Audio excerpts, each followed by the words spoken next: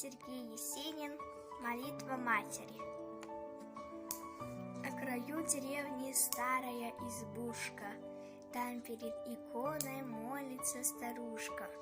Молитва старушки сына поминает, сын в краю далеком родину спасает. Молится старушка, утирает слезы, а в глазах усталых расцветают грезы.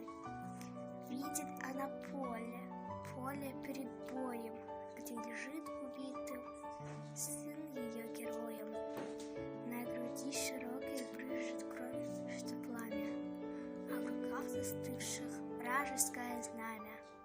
И от счастья с горем вся она застыла, голову седую на руки склонила, и закрыли брови редкие сединки, а из глаз, как бисер, сыплются слезинки.